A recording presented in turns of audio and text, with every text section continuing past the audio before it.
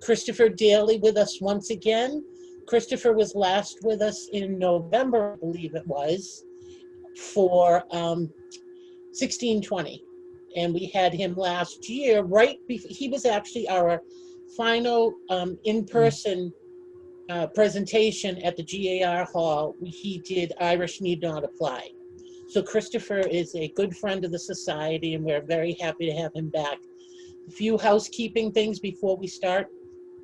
Again, you're all muted, so we're going to keep you muted until the end, and we'll have a question and answer with Christopher then. If you have a question that pops up during the presentation, please feel free to put it into the chat, and we will ask those questions as well. We've got some great programming coming up in the next few months. And we just heard some exciting news today that things are starting to open up a little bit with the state. You know, the society is watching all of these things very carefully. And when they feel it's safe for us to open back up at the hall and at our other sites, they'll let us know. But for now, we're going to keep with Zoom. We're going to keep bringing you these great programs. We've got our next presentation is with an evening with Missy Lahan. Missy was the personal secretary to FDR, and she was the only woman chief of staff at the White House.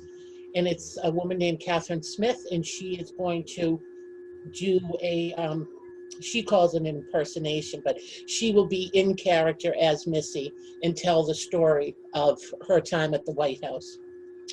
After that, we've got Anthony Samarco, which many of you are friendly with. Anthony's going to do Easter Traditions in Boston, which is a new book that's just come out. So he will be with us the end of March. We've also got, let me think, there are so many things coming up. We've got a new author, Andrew Noon, who has written a book which is coming out, I believe, any day now. Bathsheba Spooner, which some of you may have heard of. That will be the beginning of April. And then the end of April, we've got Jeff Belanger. Some of you may know him from Ghost Hunters and New England Legends and things like that, but he has written a book. He's actually climbed Mount Kilimanjaro, and he's going to give a detailed presentation on that journey with photos and all. And we've just recently booked we've got a national park ranger who is stationed here in Boston, who's going to give a presentation on the Boston Maritime Underground Railroad. And just today, I've got somebody else who's booked on to do one about the women of the Underground Railroad. So those will be coming up in May as well. So we've got a great lineup for you. The society is offering all of these programs to everyone free of charge because it's just what we want to do for the community to keep everyone engaged. If you so feel like it, donations are accepted and greatly appreciated. You could send them by PayPal, or you can mail us a check. I'll put that in the chat for you. You can take a look. And like I said, they would be greatly appreciated. So I'm going to stop talking now. I'm sorry. And we're going to let Christopher start his presentation on the Lincoln Assassination. Thank you. Okay, thank you, Jean. Let me just put up my slideshow here. Just one moment. And okay, thank you. It's great to be back again, and especially to present this. This is something I've been presenting for a very, very long time.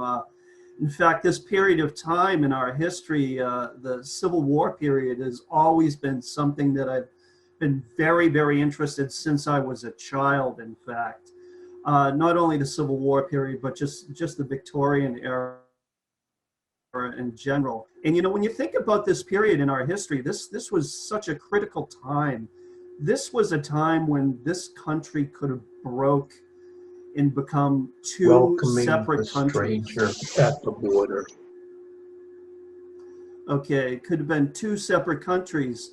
If it had gone the other way, in fact, you know, even if you speed it up in time, it could have fractured, it could have balkanized. We could have been just separate states, little countries that once were the United States. But due to the perseverance and fortitude of Abraham Lincoln, as well as all those soldiers fighting to keep the Union together, we remained one United States. And I always say to people, it's kind of interesting that in our history, you see people come in and out of our history that were the right person at the right time. And I think Abraham Lincoln was that person. You see George Washington, FDR. And it's almost like he was put on this planet just to keep this country together. And then as soon as his mission was done, he was just plucked out, like a hand came and just grasped him, because he was assassinated just as the war was over. So without any more introduction, I'd like to get into this, because we're already 12 minutes into the hour here. The assassination here. I want to start with this. This is kind of a dichotomy here, these two quotes that I'm going to start off with here.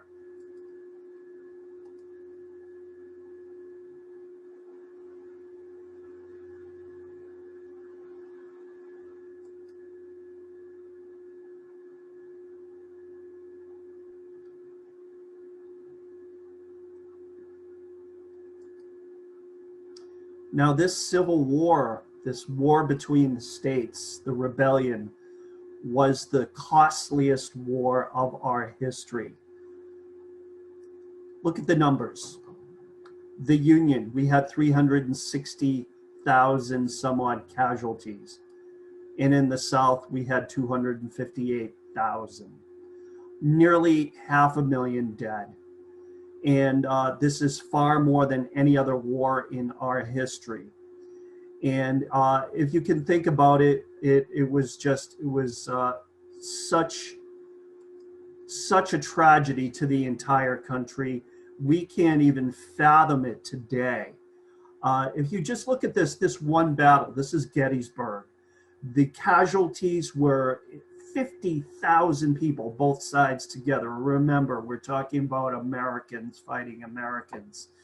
That is almost as much as the entire Vietnam War. And this was also the first war that was photographed. People saw graphically what was going on in the battlefield. And here you have some examples of that photography.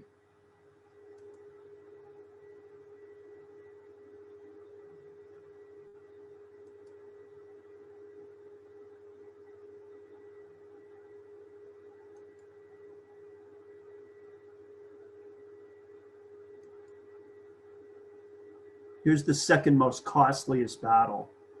Something else I wanted to mention was that the way they organized troops was much different than they do today. You would have a whole town or whole county where they would organize a regiment, and you'd have people from the same town and the same regiment.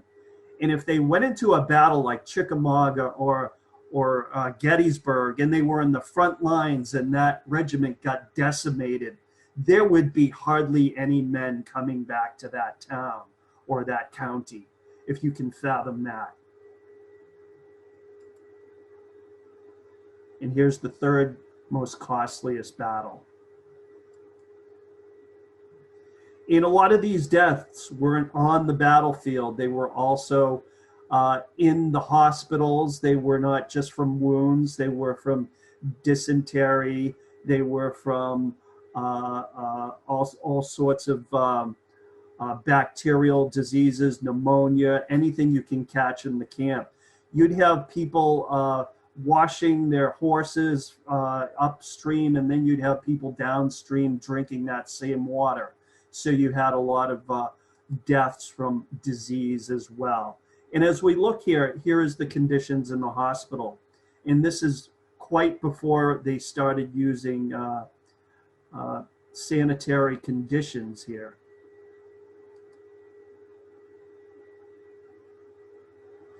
If you got shot, it might be a grazing wound, but you could get gangrene and die just from the infection.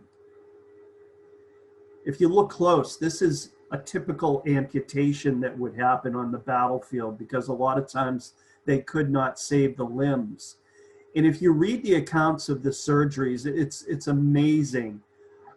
They would operate in tents like this. Notice nobody's wearing masks or gloves. This is prior to that time. And they would just use the same implements on different soldiers over and over again, the same saw. And then outside the tent, you might see this, just a pile of limbs. This was a gruesome war. Now, it went on for 4 years, and finally the light at the end of the tunnel was coming. And it started here at Petersburg. Now, if you can imagine the map, Petersburg is in between Washington, D.C. and Richmond, which is the capital of the Confederacy. And it was the only thing blocking the Union Army from the capital of the Confederacy. Petersburg was a long, costly siege. The Union Army surrounded Petersburg. And this is one of the first instances of trench warfare, which we would see later on in World War I. They also did this over in Vicksburg in Mississippi as well. And after a long, hard-fought siege, finally, Petersburg fell. Once Petersburg fell, the road was open to Richmond, and the writing was on the wall, and the people in Richmond, the capital of the Confederacy, knew they had to evacuate. And they didn't take too long. Just that evening after Petersburg fell, they evacuated. And what they did was they lit Richmond on fire because they didn't want to leave anything for the enemy. But what happened was a lot of the ammunition buildings caught fire, and there was a devastating fire that just destroyed all of Richmond. Here are some photographs from the time. And I remember looking at these as a child sitting in the library looking through Bruce Catton's book and thinking, geez, these look like the pictures I've seen on TV, the World at War, the bombing of Dresden in Germany.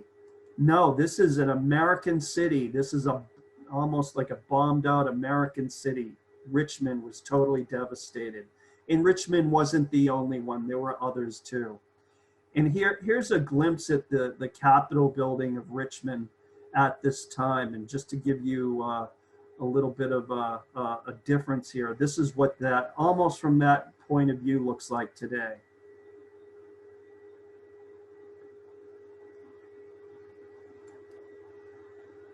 Now, after this victorious battle, the war was still going on, but Abraham Lincoln wanted to make a visit to Richmond.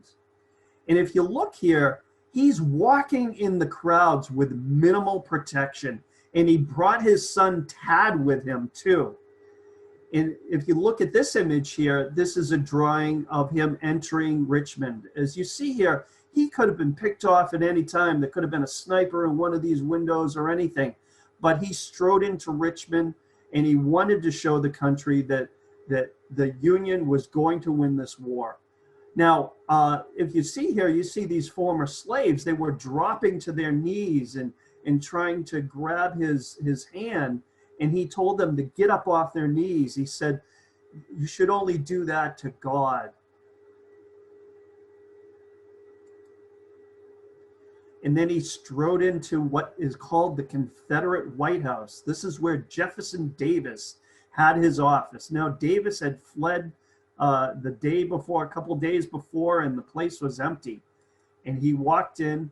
There's various versions of the story. One version has him sitting at the desk and quietly sitting there and contemplating what was going on at this moment. Another version has him sitting at the desk and putting his feet up on the desk as kind of a victory lap. I tend to think that he probably did not do that, just as my study of Lincoln would indicate that he was not that type of person. I think he probably just sat there and contemplated the moment. Now, Robert E. Lee and the Army of Northern Virginia were still out there. The war is not over. Although Richmond has fallen And Lee is still trying to hold it together, still trying to hold the Confederacy together. Now, what he wanted to do was he wanted to link up his army with the army of General Johnston and the army of Tennessee and combine their forces and keep the war going.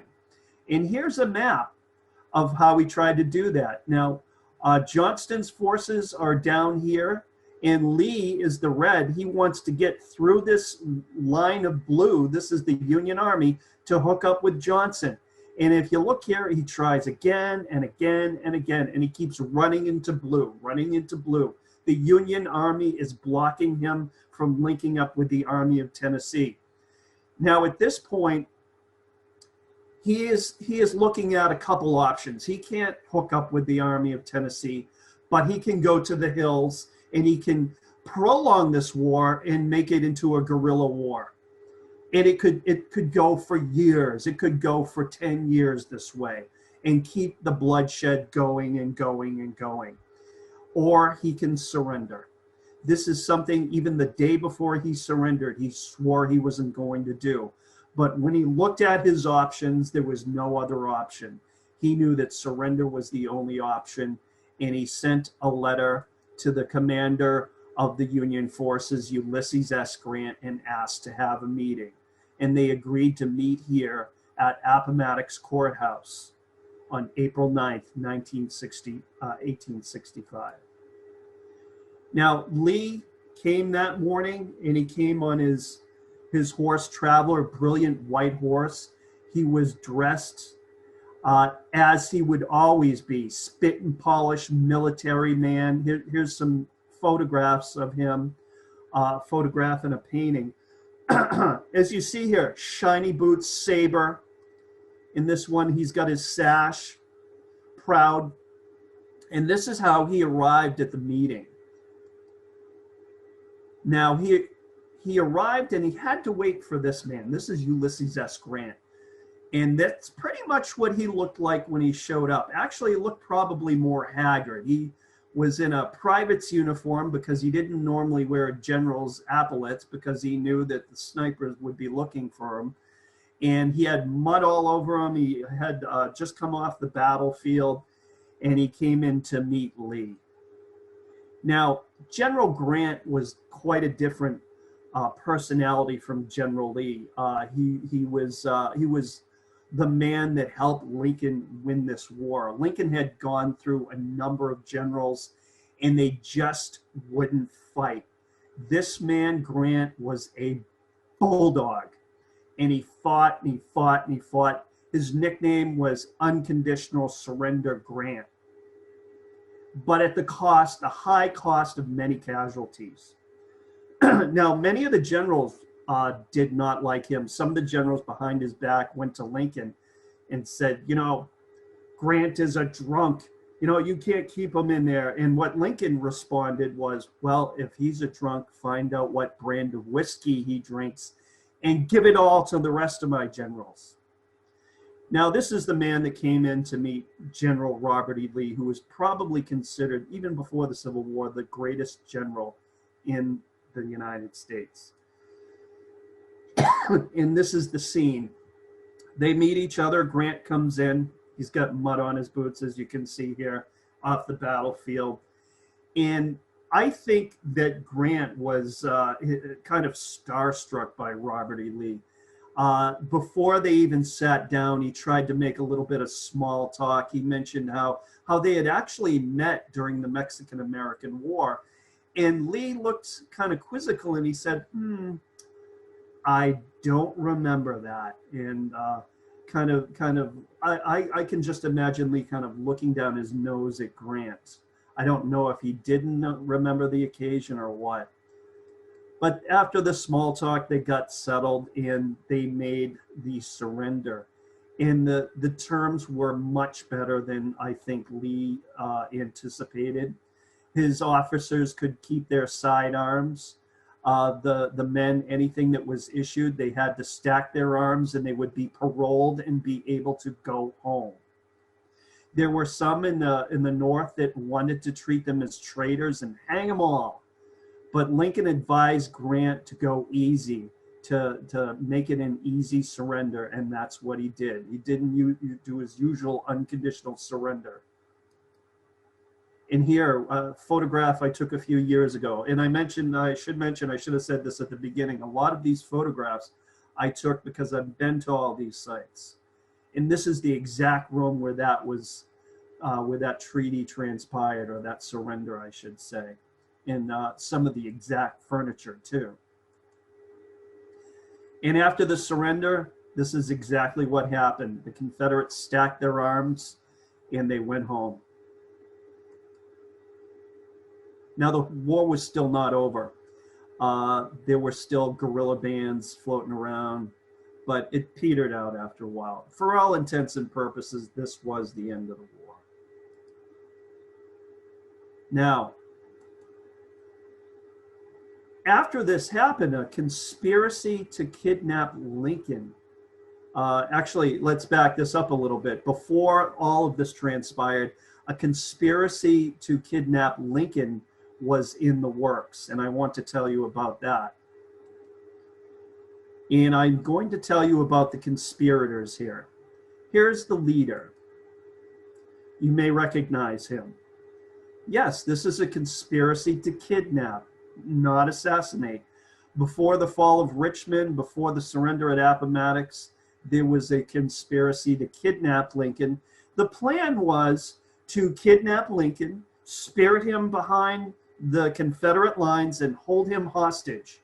What was the ransom? The release of all the Confederate prisoners so they could just start up the war all over again. Well, here's the leader. Let me introduce you to the leader and the conspirators. John Wilkes Booth. Born in 1838, he was 27 at the time of the assassination.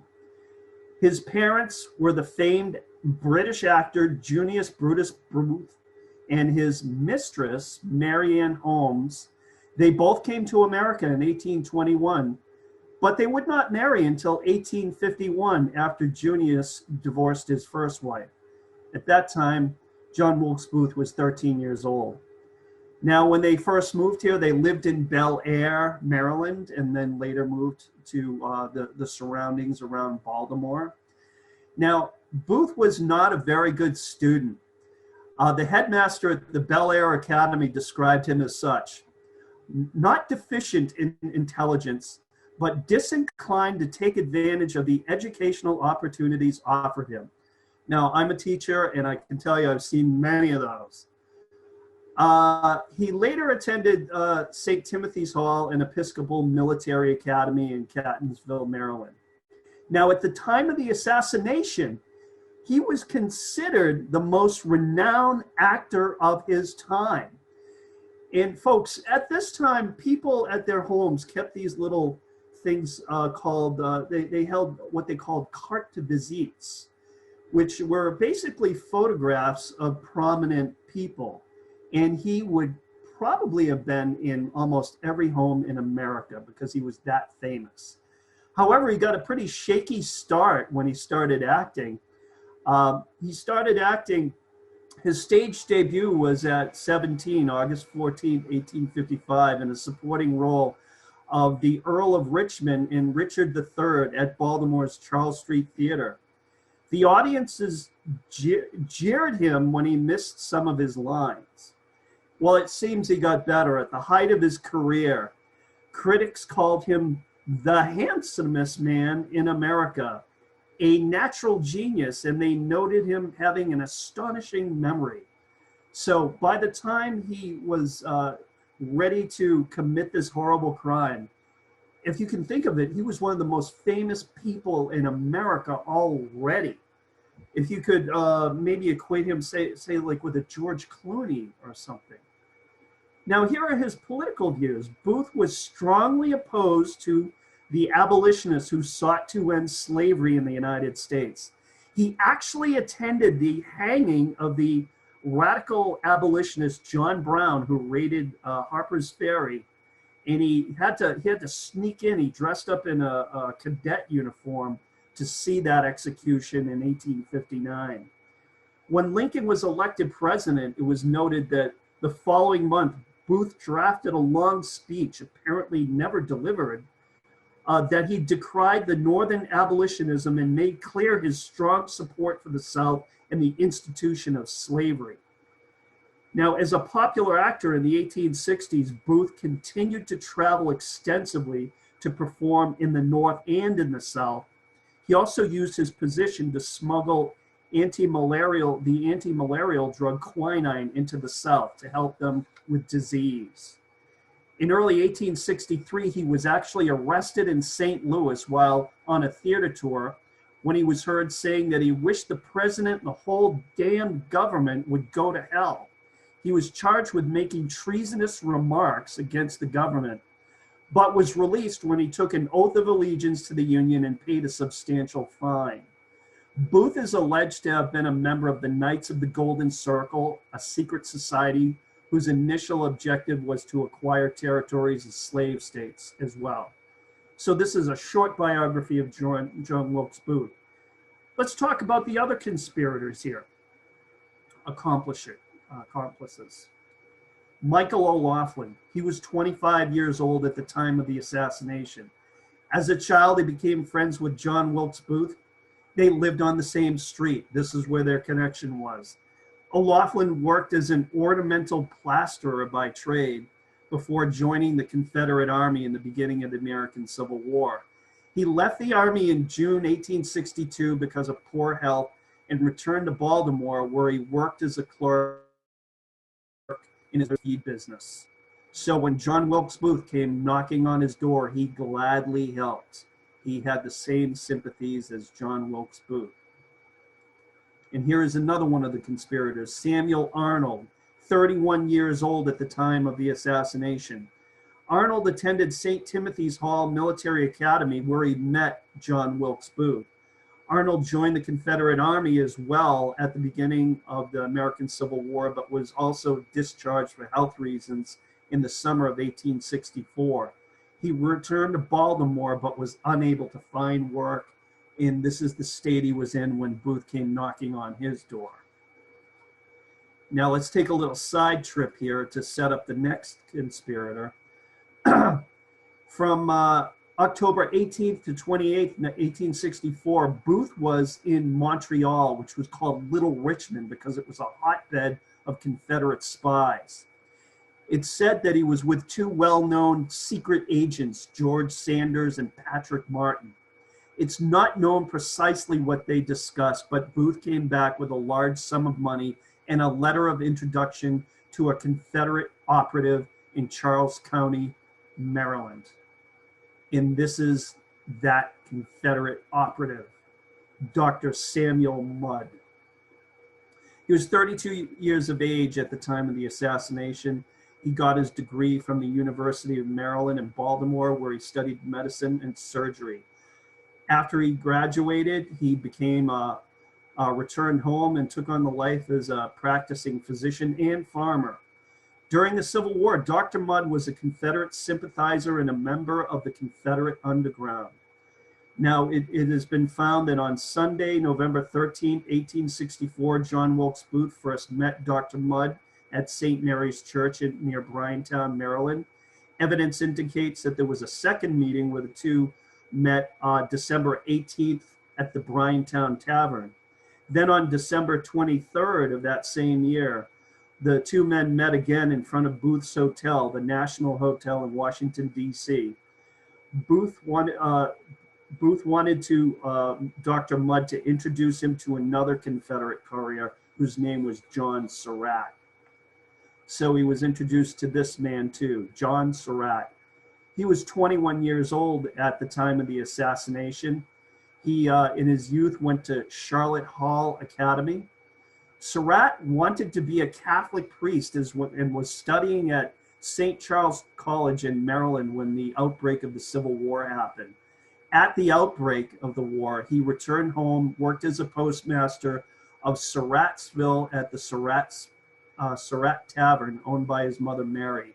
Now, Surrattsville in Maryland, obviously, it does not go by Surrattsville anymore. That's now Clinton, Maryland, if you want to visit there.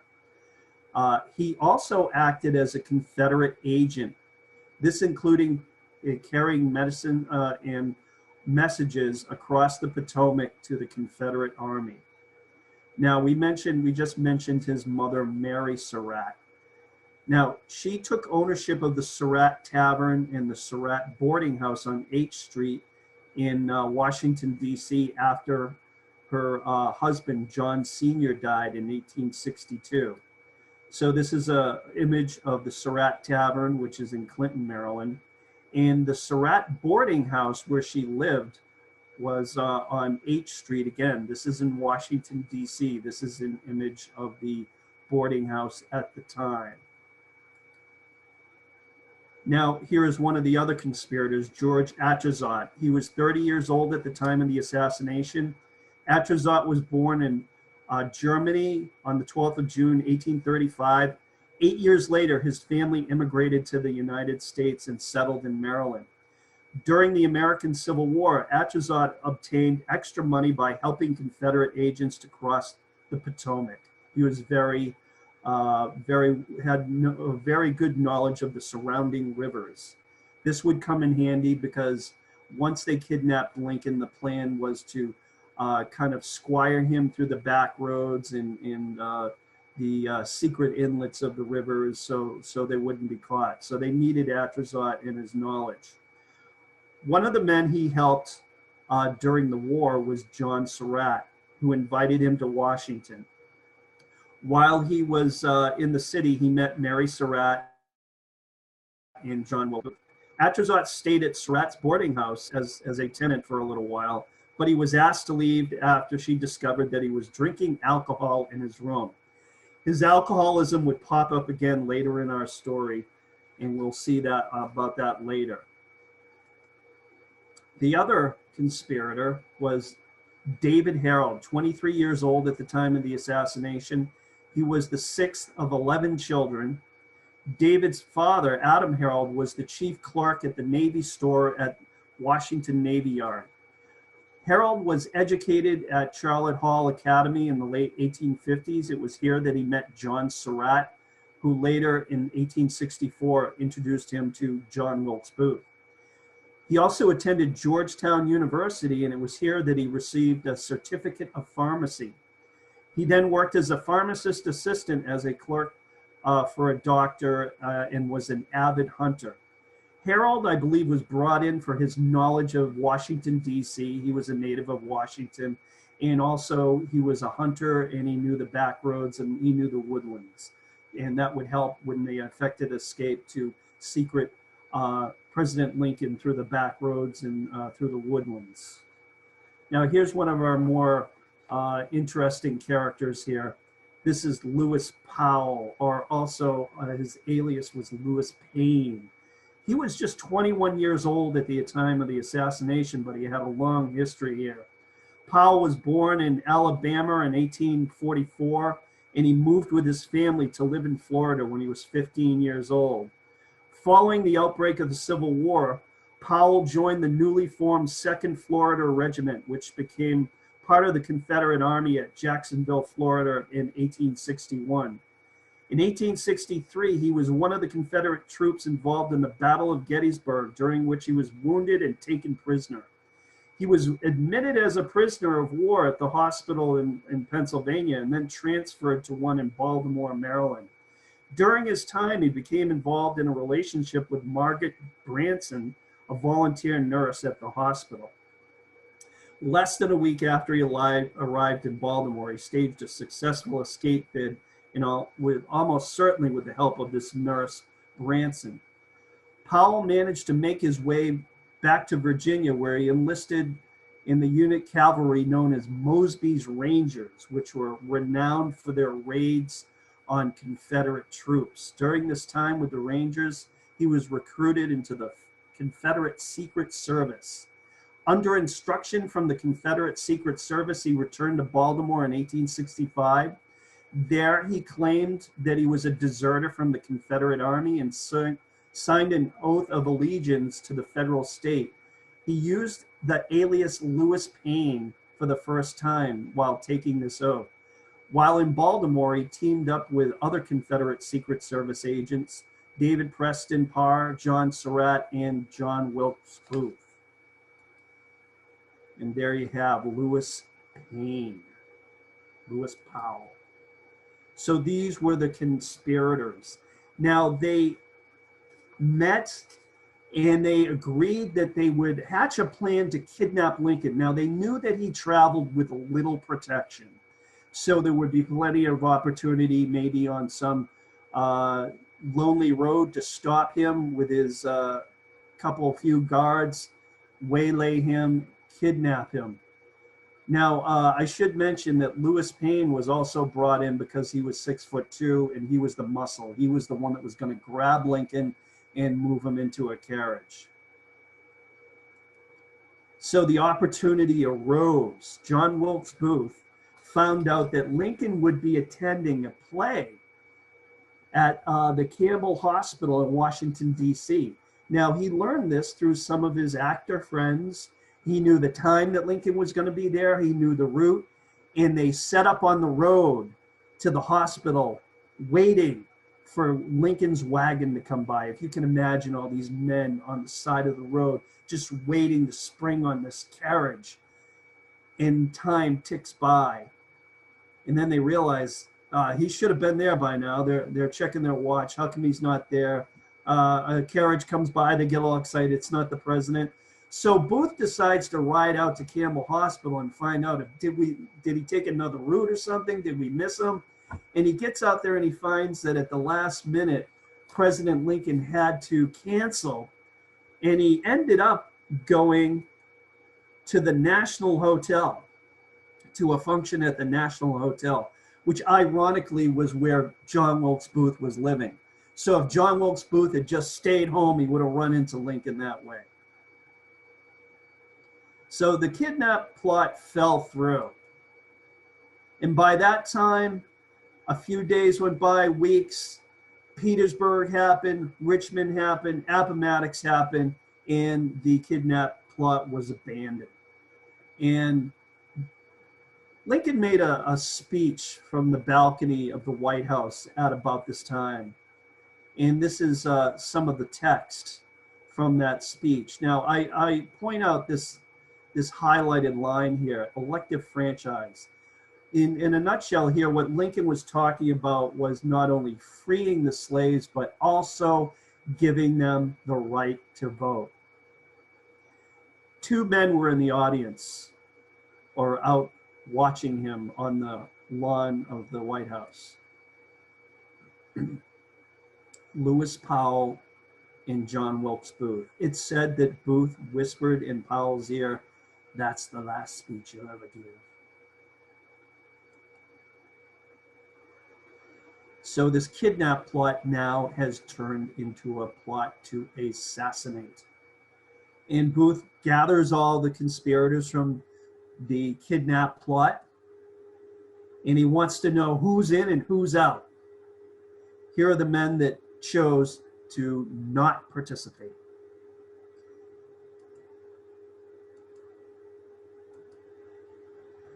And all he was left with was Powell, Harold, and Atzerodt. The other one said, "No, we got into this to kidnap. We weren't going to kill him. We don't want anything to do with it." So they ended up, he just had these men that were going to carry out this plot to assassinate Lincoln. Now, again, he needed the opportunity. They knew that they wanted to assassinate Lincoln. In fact, they wanted to not only assassinate Lincoln, but also members of the cabinet, to cut off the head of the snake, so to say. And Booth was looking for the perfect opportunity to do this, and it came on April 14th, 1865. Now, we're going to trace Lincoln's movements and Booth's movements. Now, before this day, Booth didn't have anything in mind. He didn't have a plan. He didn't know where he was going to strike, and it all came together on this day. In one day, he put it all together. Let's look at this. We'll watch at these two men. We'll watch their movements and how they come into play here. This is what Lincoln did during the day. At 11 a.m., he began a scheduled meeting with the cabinet. And some members of his cabinet wanted to really punish the South. Other members wanted to go easy, and Lincoln was part of that group. He wanted to go easy on the South because he wanted to bring people back together again. He thought if they went hard on the South in punishment, it would just cause more animosity and probably reignite the war. This discussion was tabled. There was no definite plan put in place. Now, around this time, as the cabinet meeting was going on, General Grant came in during a break and informed Lincoln that he and his wife would not be able to attend the play that night at Ford's Theater. Lincoln had invited General Grant to go see a play, Our American Cousin, in Ford's Theater, and Grant had to bow out.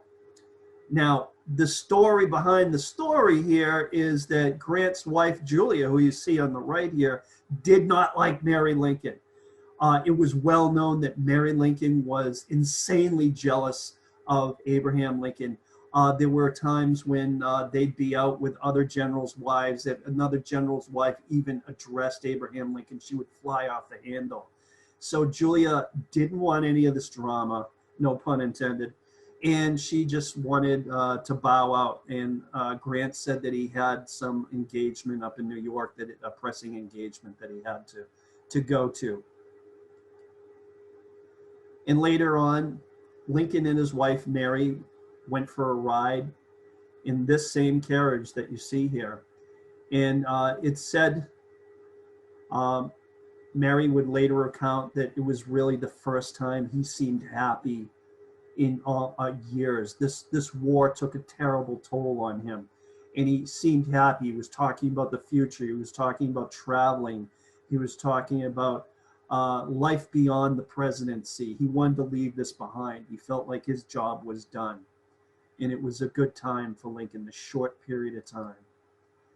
And then at 6 p.m., the Lincolns ate as a family. Mary informed her husband that she had found somebody to go to the theater with him. Clara Harris and Major Rathbun had accepted an invitation to accompany them to Ford's Theater that night. And Robert came, Tad, everybody was there. They ate as a family that evening. Now, up until this point, let's look at the movements of John Wilkes Booth. How was his day? What was he doing during the day? Now, he took breakfast at the National Hotel. Several witnesses saw him eating with several ladies, in fact.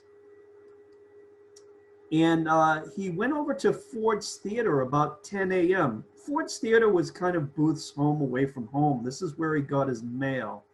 And he went in to get his mail, and he noticed that Lincoln, there was an announcement that Lincoln and Grant would be attending the play that night. And then it clicked with Booth. This was the perfect opportunity. This was on his home turf. Lincoln's going to be there. Grant's going to be there. He could take them both out. And he started to put the plan in motion, not only to kill Lincoln and Grant. We know by now, though, Grant's out of the picture. Booth wasn't aware of that. And some of the heads of state. So he immediately goes over to the Surratt boarding house. And this is what he does. About 2:30 p.m., Booth arranges for packages to be transported to the Surratt Tavern. These packages would include field glasses and also some other implements too, field glasses. And Mary Surratt would deliver those packages, and she would also tell the man who ran the tavern, her man Lloyd, to have shooting irons ready for the night.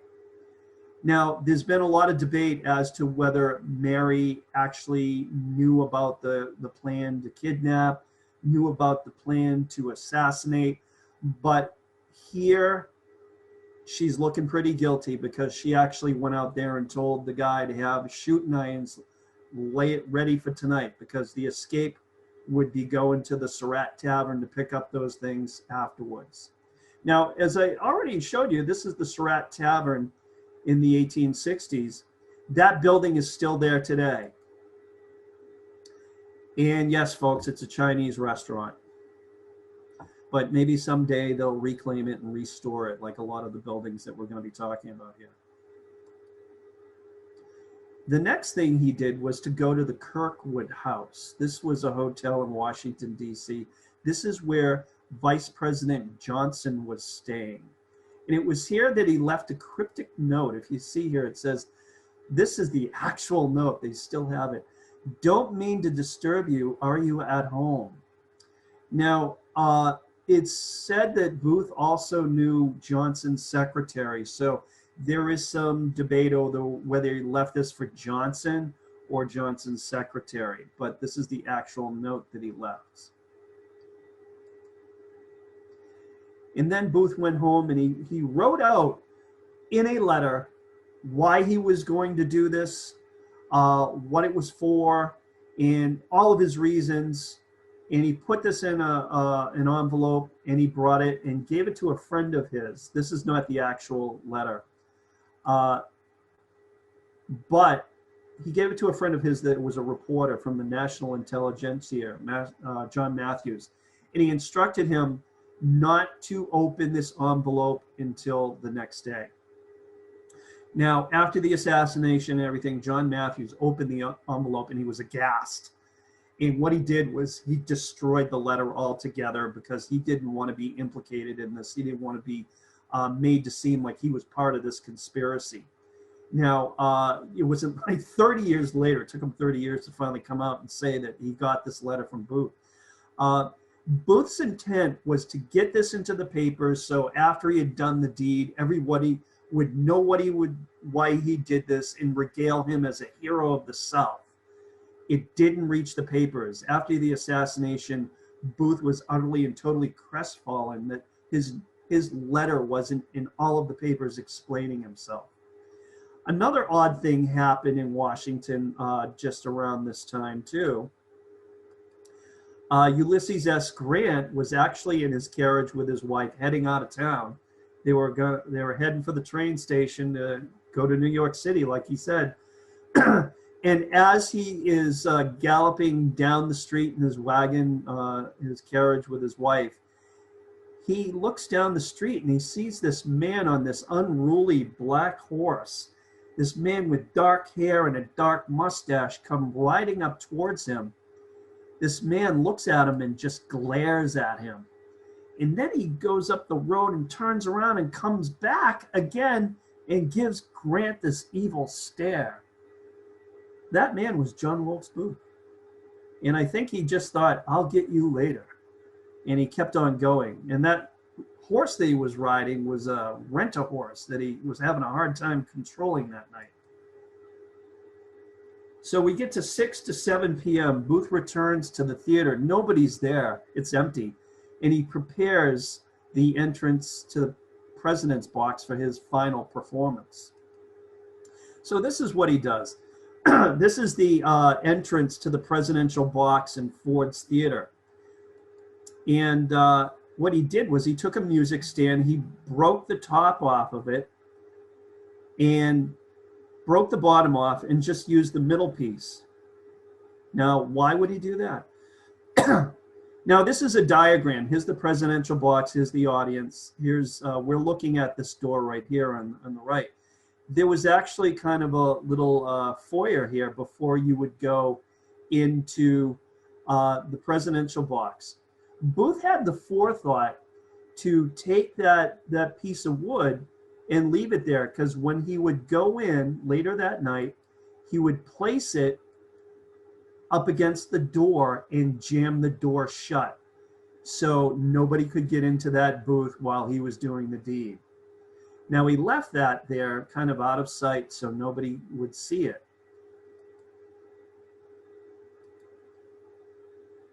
Now, the plan was, and he went around and he told everybody what their role would be.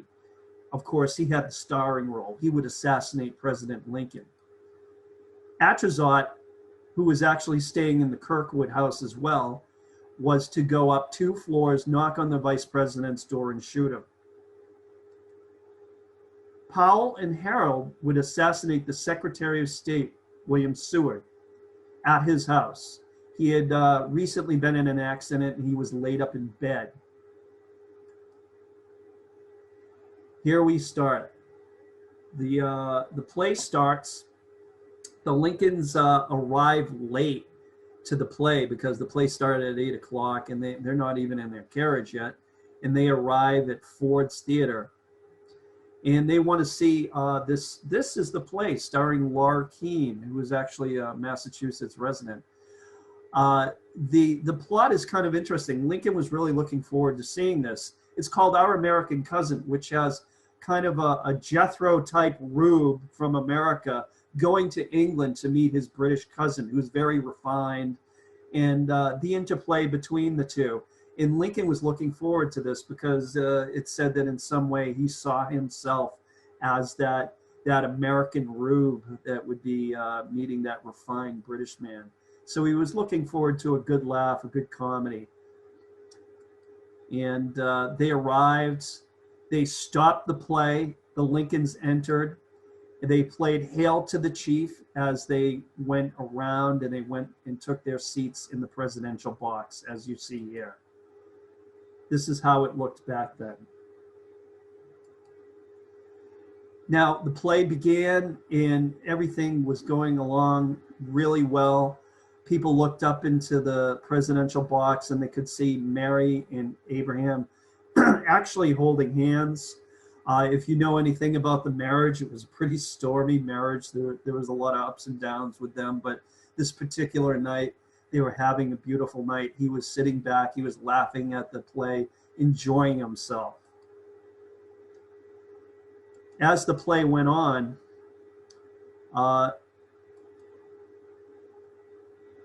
we see here somebody approached the back of the theater around just about before 10 o'clock.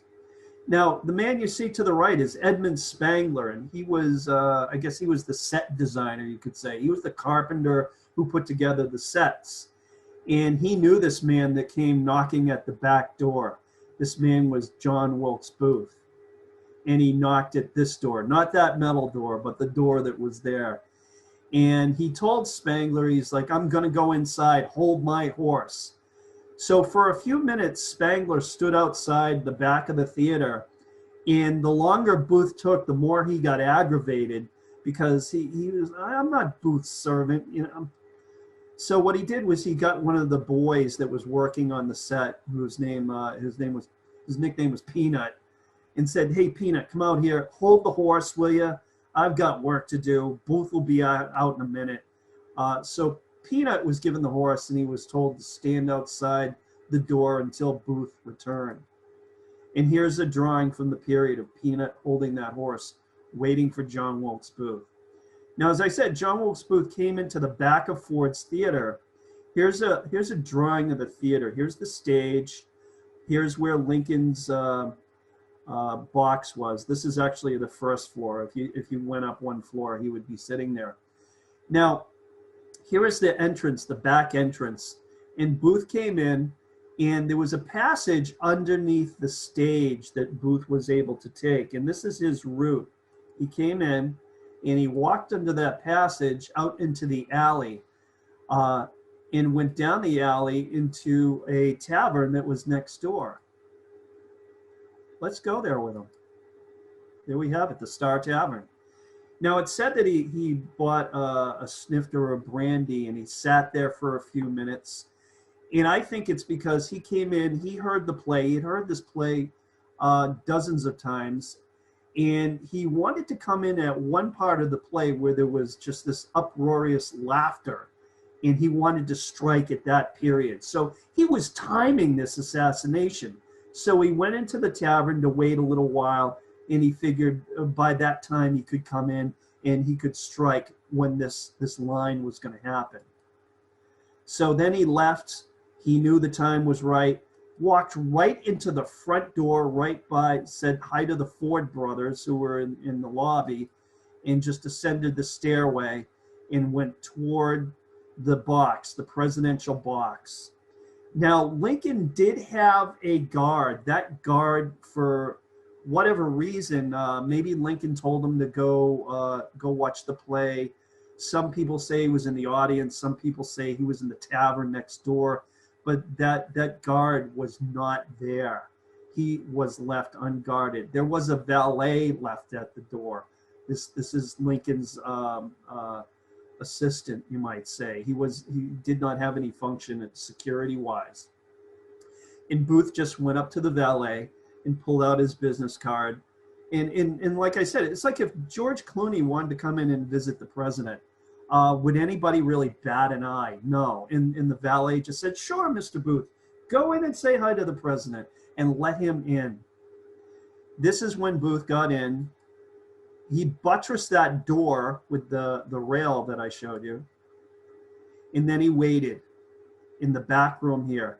He knew the line was coming. He looked through this little peephole here. Now, some folks will say that he actually drilled that beforehand, but the Fords actually had put that hole into the door so they could check on the president because he was a frequent customer, I guess.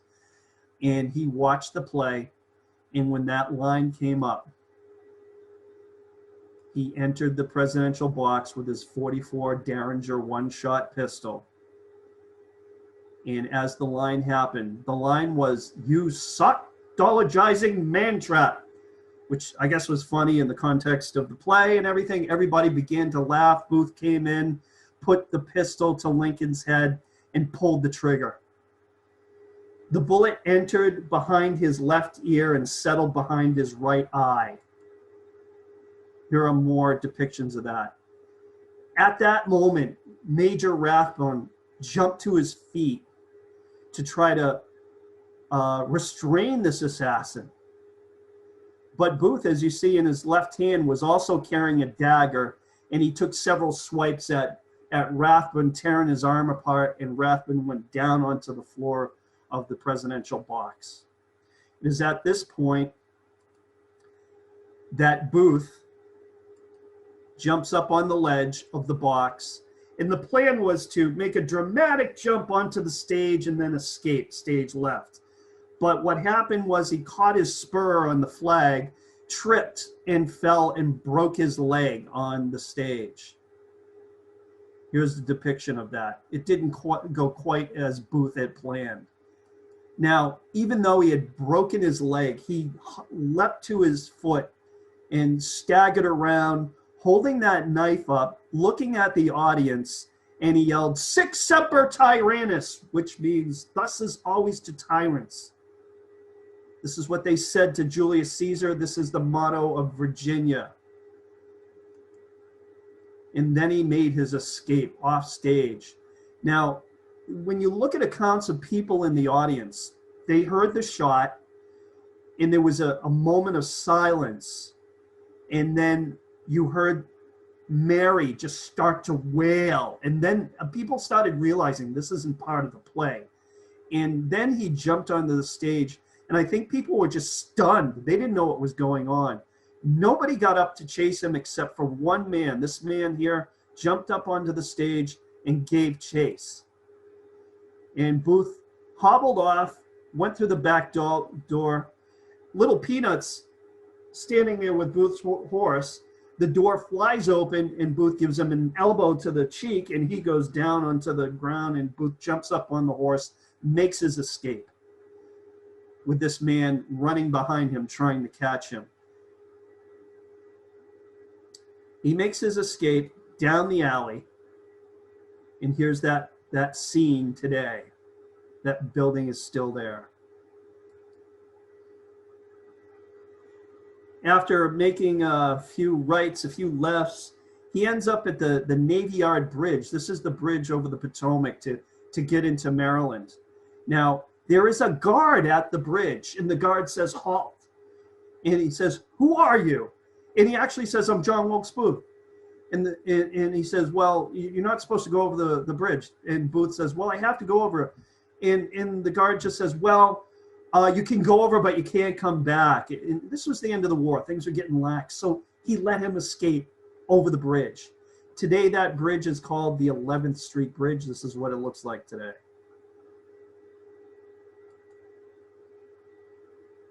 Now, the other part of the plot, how did this unfold? the plot to assassinate the Secretary of State Seward. This was given to Lewis Payne, alias Payne. He was to team up with Davy Harold and go to the house of Secretary of State Seward. Now, Payne didn't know his way around DC at all, and he had to bring David Harold because David Harold knew his way around. So he left his horse with David Harold, and he approached the door of Secretary of State Seward. Now, they had a plan. They knew that Seward was laid up in bed, that he had been in an accident, and Powell arrived pretending that he was from the pharmacy having medication for the Secretary of State. When the butler opened the door, he said to him, he said, "I'm from the pharmacy, I have medicine for the Secretary of State." And the butler immediately said, "Well, you can give it to me." "I can't do that. I have to bring it to him personally." And there was kind of they had words together, and Powell, who was a big man, just shoved his way into the door at this point, into the foyer of the house, at the bottom of the stairway. And then he began to come up the stairs towards the bedroom of the Secretary of State, where he's confronted by Frederick Seward, who is the son of the Secretary of State. And he tells him to stop. At this point, Powell, alias Payne, pulls out a pistol. And he puts it right to Seward's face and pulls the trigger. But the trigger jams, the pistol doesn't work, and he turns this pistol into a bludgeon and begins to bludgeon Frederick Seward. Seward is disabled, he's knocked down, and then Powell begins his walk towards the Secretary of State's bedroom. This is the actual pistol he used in that attack. He runs into the room and begins viciously stabbing Secretary of State Seward.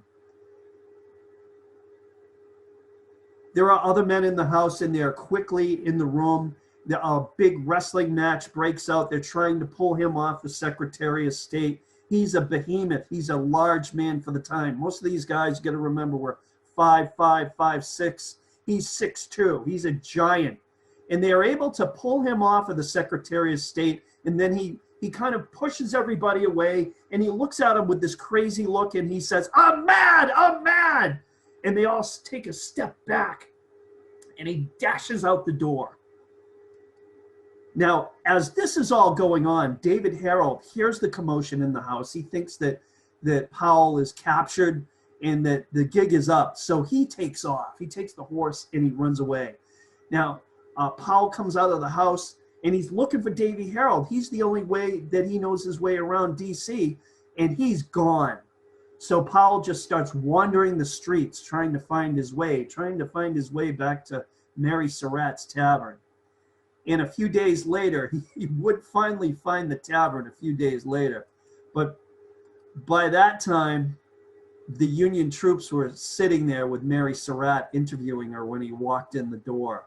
And they took one look at him, and he said he was some plumber or something. His story didn't add up. They arrested him, and he was arrested and put in confinement. Here's a picture of him. He was held on one of the ironclads out in the harbor. This is a picture of Secretary of State Seward before and after the attack. He survived. And the reason he survived was because when he had this accident, he had a giant neck brace on. And most of the knife hits went glancing off that neck brace. He did get hit in the face. He was permanently scarred for life. It took months and months and months for him to heal. Now, the assassination of the vice president. Atzerodt was assigned to assassinate the Vice President Johnson. And it was at the Kirkwood Hotel. They both were there. All he had to do is go upstairs, knock on the door, and shoot him. Now, Atzerodt, as I alluded to earlier, had a problem with alcohol.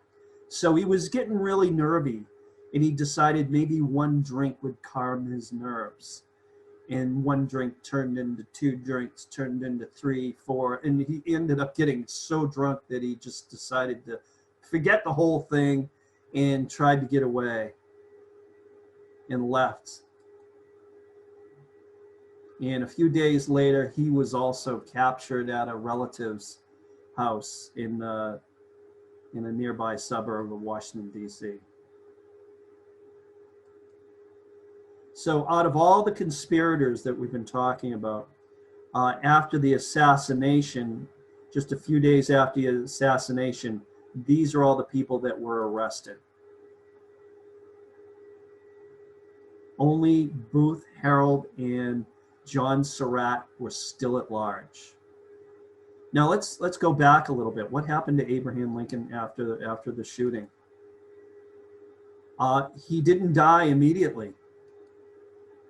After the assassination, after Booth running out of the room, people tried to get into the door. That buttress worked really well. Nobody could get into the door. Actually, people had to climb up over the edge of the presidential box to get in there.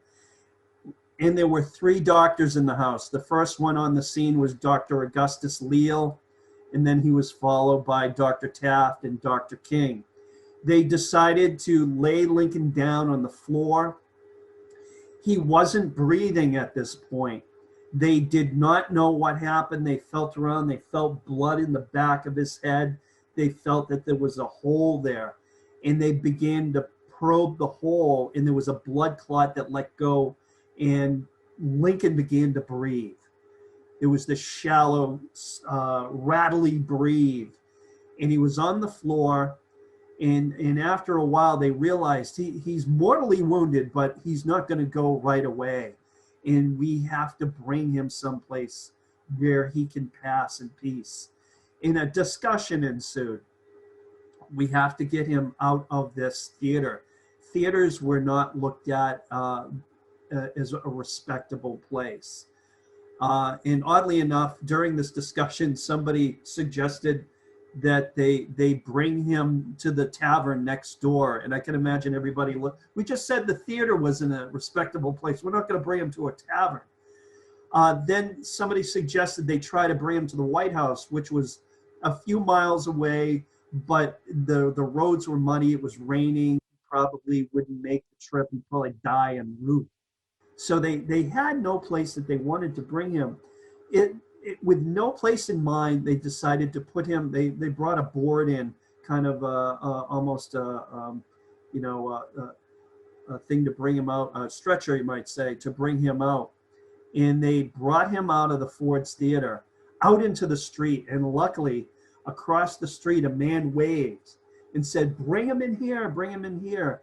This house was the Peterson House, as you see here.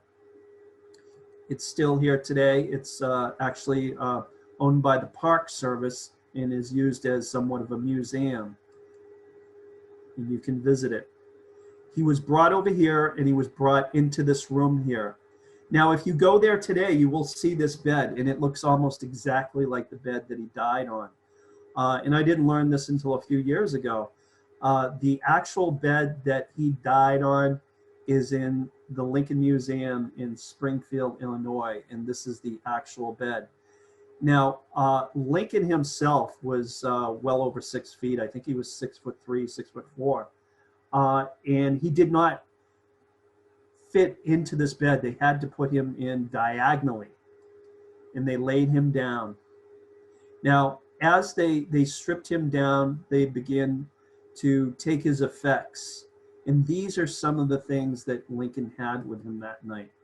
This is the actual hat that he was wearing, which, as it turns out, was somewhat of a makeshift file cabinet. And all these items here, they found either in his jacket or stuffed up into his hat. Oddly enough, he carried a $5 Confederate note with him. And they took his gloves, and you can still see the blood stains on the gloves there.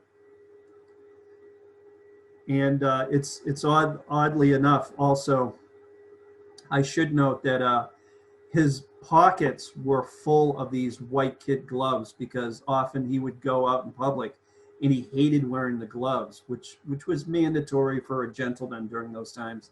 And his wife would often remind him to wear those gloves, but as soon as she was out of the room, he'd take them off and stuff them into his pockets, hence the multiple gloves in his pocket. Now, this is the outer room outside the bedroom, and it was here that Secretary of War Edwin Stanton took over, kind of like General Haig during the attempted assassination of Reagan. And he began to haul in everybody from Ford's Theater and interview everybody, and quickly found out who was the culprit and who they had to get. And within a few days, this wanted poster would be put out looking for the culprits that were still at large.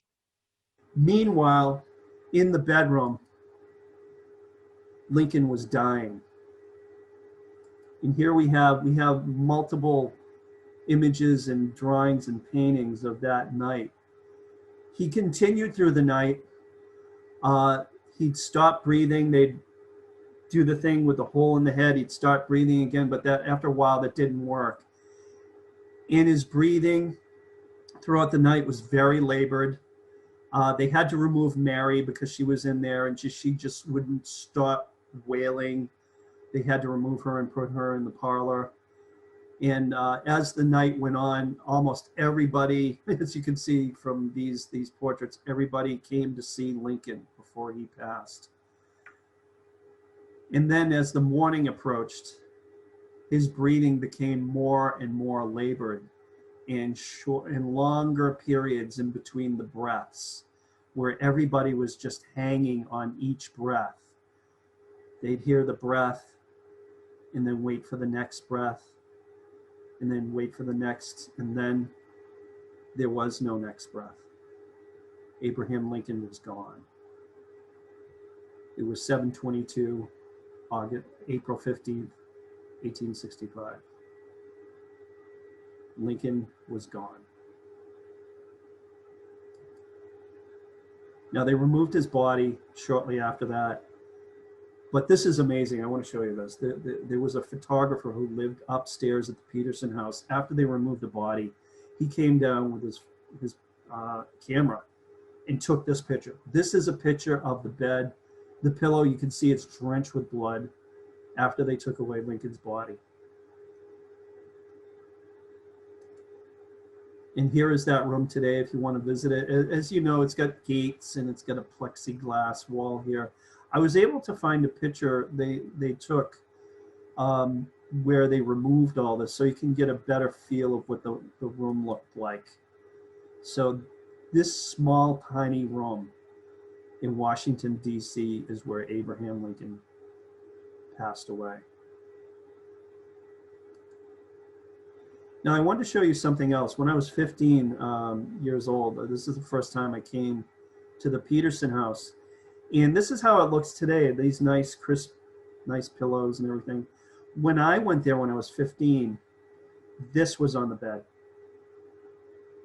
And this is the exact pillow that was on the bed when Abraham Lincoln died. That is his blood on that pillow. I believe it's over at Ford's Theater now. It's like in a vault someplace. To me, that struck me as a young man, that this man, Abraham Lincoln, he was no longer the man on the penny. He's no longer the man on the Mount Rushmore, this icon. This is a human being that was murdered, and there's his blood right there. And that brought it all home. It made it all the more human. Now, John Wilkes Booth escaped, and this is his escape route. After he got over the bridge, he made it to an area called Soper's Hill, and it was there that this is where Davy Harold ran after he abandoned Payne.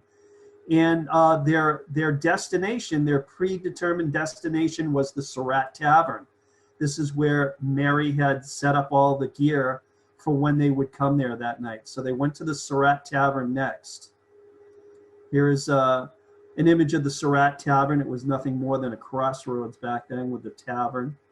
And the tavern is still there today. It's a museum.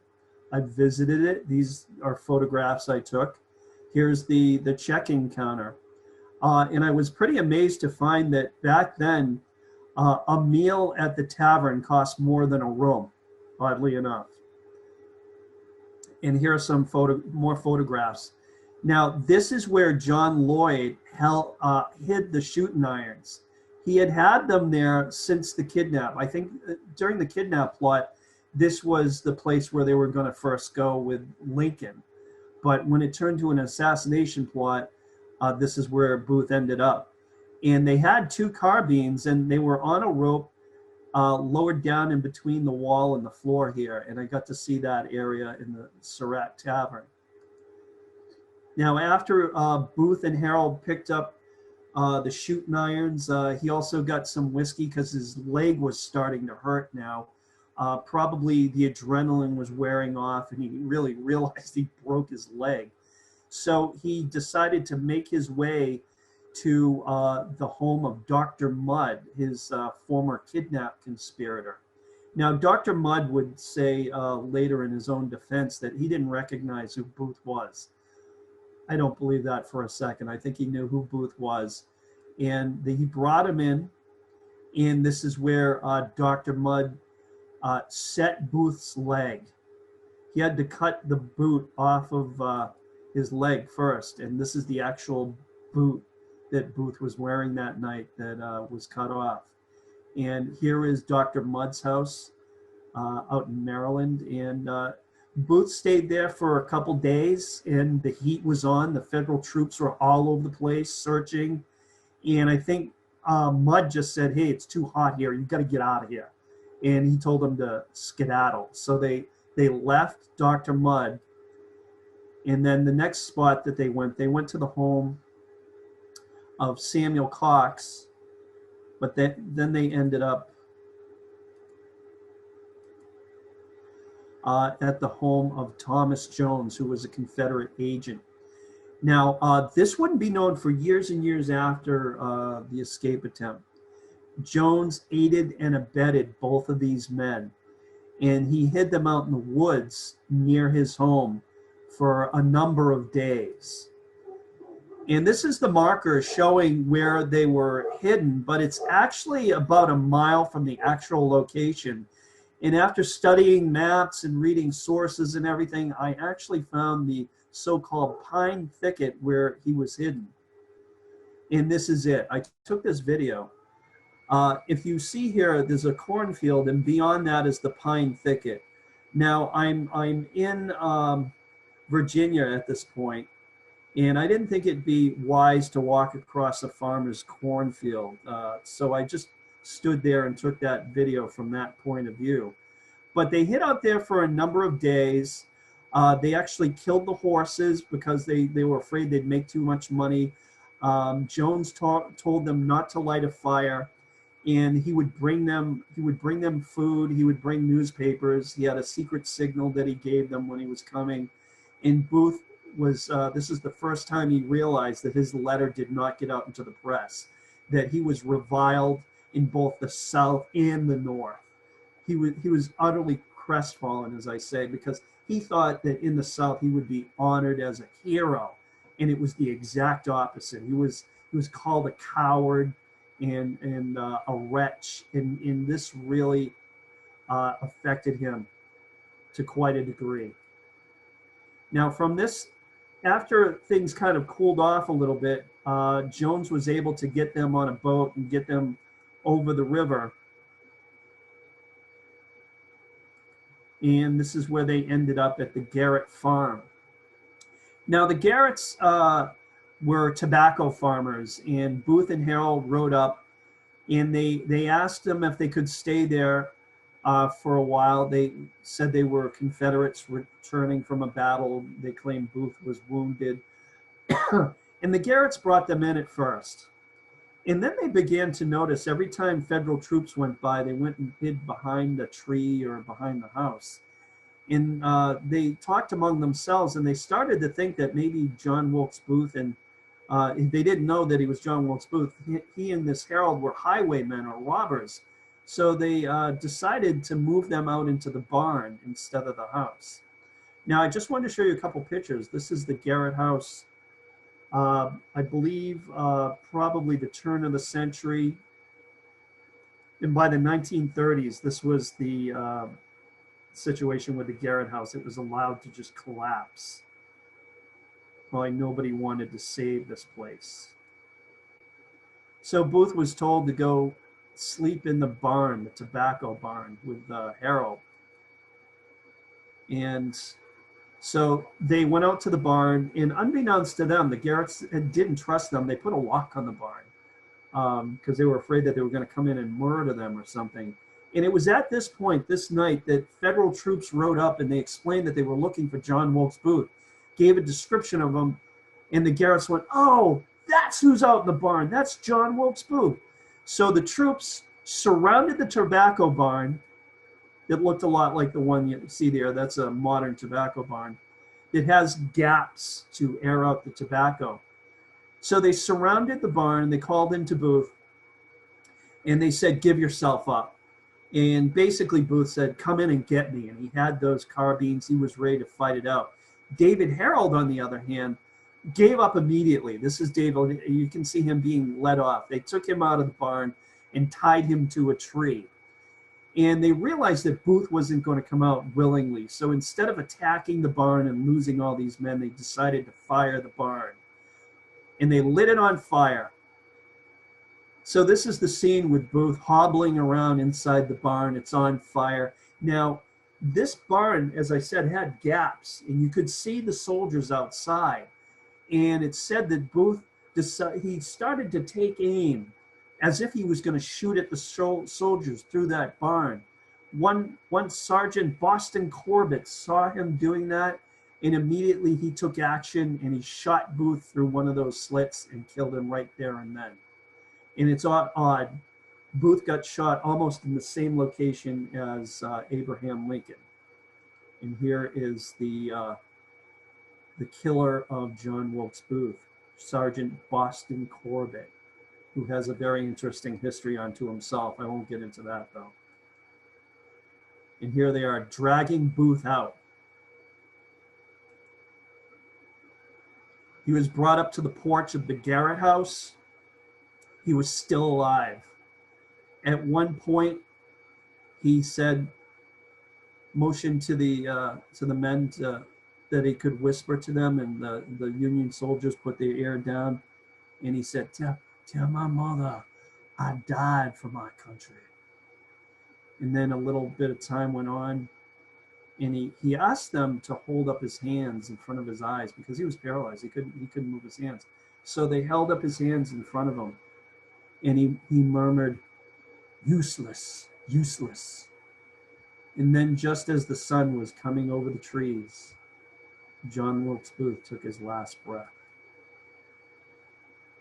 Now, this is the area today. The site of the Garrett barn, oddly enough, is on a median strip in a highway in Port Royal, Virginia. And I went out there with my wife. And there's a marker out here showing where the porch was. So this is the exact location where John Wilkes Booth died, except the building is no longer here. Notice it says, "Don't look for artifacts." And there is a plaque there, oddly enough. It's put there by the 21st Century Confederate Legion, oddly enough. And it's got pennies all over it, Lincoln pennies. This is where Booth died. And it's just a median strip in the middle of the highway today. When the troops went through his belongings, he had a diary with him. And in the diary, he wrote out what his reasons were for doing this. And he took offense that they were calling him a coward. He thought he was a hero. He walked through all these soldiers and everything and killed Lincoln in front of everybody. That wasn't a coward. After going through several hands, eventually the diary was found to be missing 16 pages. It's still a mystery. What did those 16 pages say, and who pulled them out? Maybe, and where are they today? Nobody knows. An autopsy was performed, and he was positively identified. Maybe you've read some of these conspiracy theories that he didn't die, it was somebody else, and I've looked into that pretty extensively. It's a lot of bunk. It's just who he made up to sell books. So that brings us to the trial of the remaining conspirators. This happened at the old Arsenal building in Washington, D.C. It is present-day Fort McNair. And this is what it looked like at that point. And the trial would be held in this little building right here. The prisoners were kept in cells 24 hours a day with guards, and they were hooded. I believe this is a picture of Payne. And these are the actual hoods that these prisoners wore. So they were in a dark cell, wearing hoods, awaiting their trial. These are the manacles and the hoods that they wore. Here's some depictions of the trial. I won't get into this too in depth.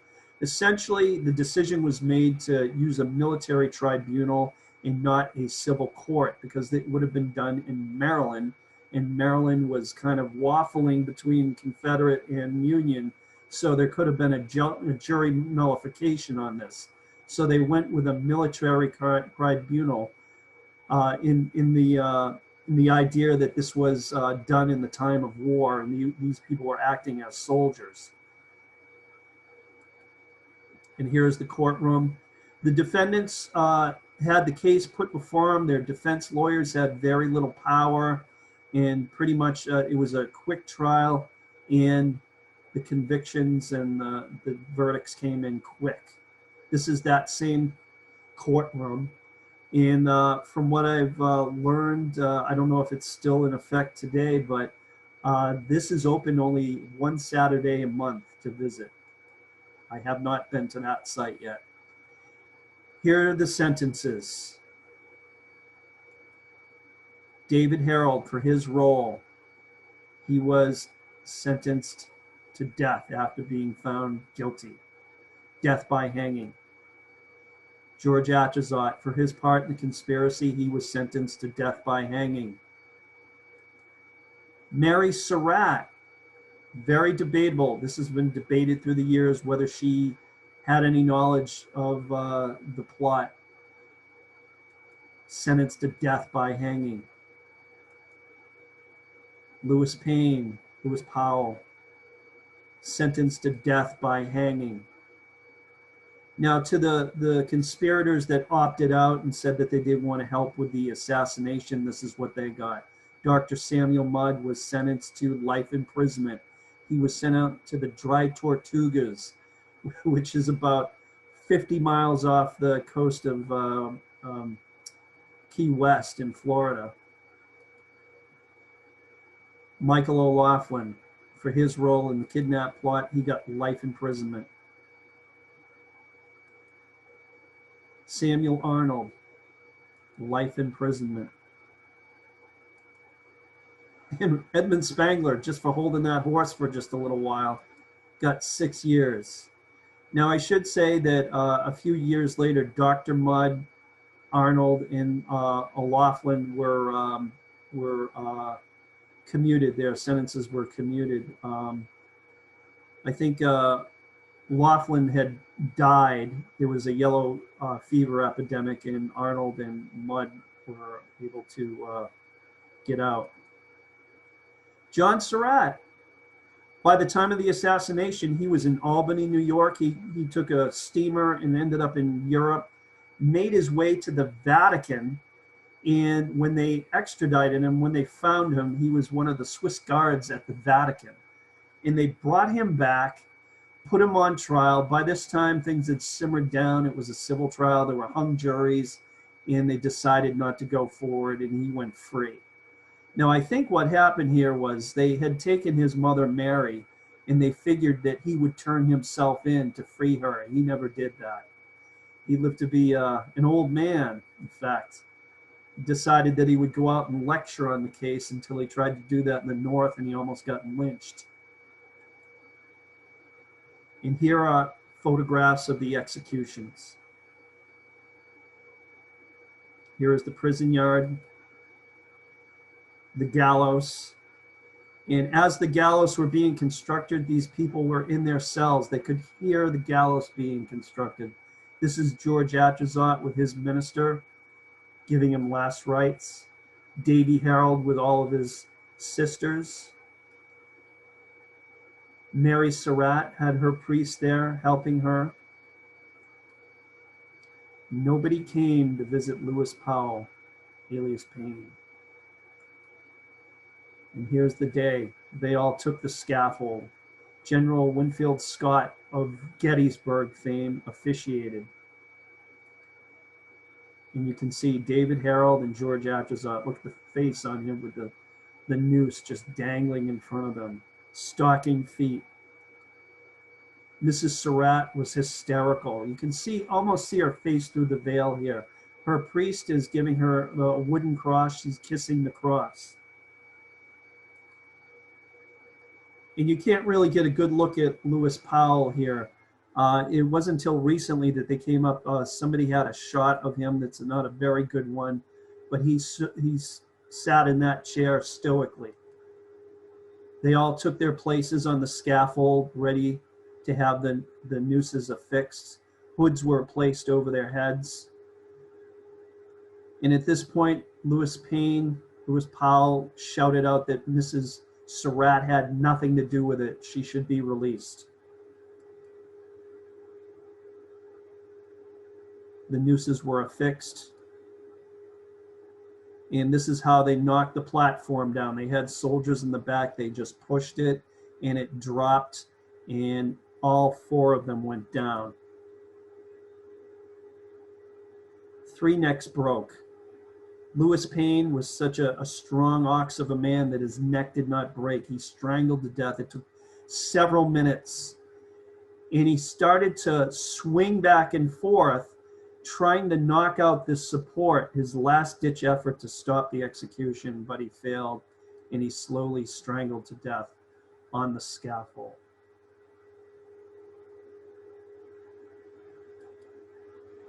And here is their last resting place. They were buried just a short distance from their execution. And thus ended one of the worst periods of our history.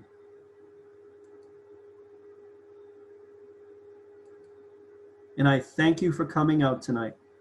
That was wonderful. Thank you very much. Thank you.